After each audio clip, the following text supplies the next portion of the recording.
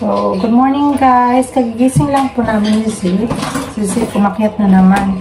Si Papa wala kasing pasok ngayon. So, si Zip may umaakyat doon. Umaakyat sa sa kwarto. Kung saan si Papa natutulog. Kasi papakita daw niya yung games niya kay Papa. Yeah, nagpe-prepare pala ako guys ng aming breakfast. Pero, nagawa lang naman ako ng oatmeal. So, yung camera ko pala nagamit ngayon is yung phone.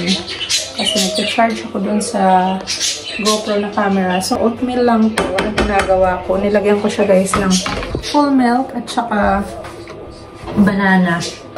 Nilagay ko na yung banana doon para parang naririnig ko pababa na si Papa at saka si. Sabi ko kasi kung mainit kasi natutulog pa si Papa. Inulog ko na pala yung bananas para lumambot siya. Meron akong mga dates dito. Nahulog ko siya. Meron akong mga dates dito. So, gagamitin ko to for our oatmeal. Hindi na ako maglalagay ng honey dito kasi meron ng banana. Matamis na yung bananas at saka yung dates. So, hindi na kailangan maglagay ng honey or sugar. But actually, hindi naman ako naglalagay ng sugar pagka kumakain ako ng oatmeal. Meron naman kaming honey dito.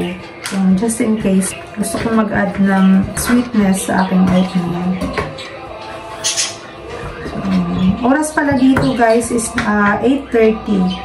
Mamaya, mag-prepare din kami kasi although mamaya pa namang hapon kami aalis. Pupunta kami ng city. Ipapasyal namin si Sik doon sa mga rides. Meron kasing mga rides doon ngayon. Ang open nila starting from 2 p.m. Yun ang ganap namin today. Guys, yung oatmeal ko. Pero hindi ko ito ubusin na kasi sobrang dami ko pagka inubos ko. Konti lang babawas ko dyan. So, ayan. Pakita ko sa inyo yung ginagawa ko. So, ito siya.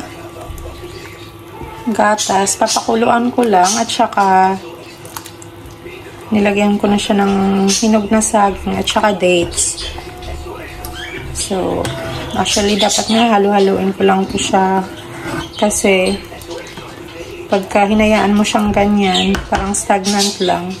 Ang tendency, yung gatas magiging ganito ba? Baka masunog. Tsaka, nag-start na nga sa gilid.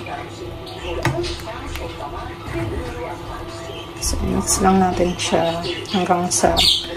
Maganda rin yan kasi habang nagpapakulo tayo ng milk, lumalambot din yung mga saging dito. Tsaka pati na rin yung dates.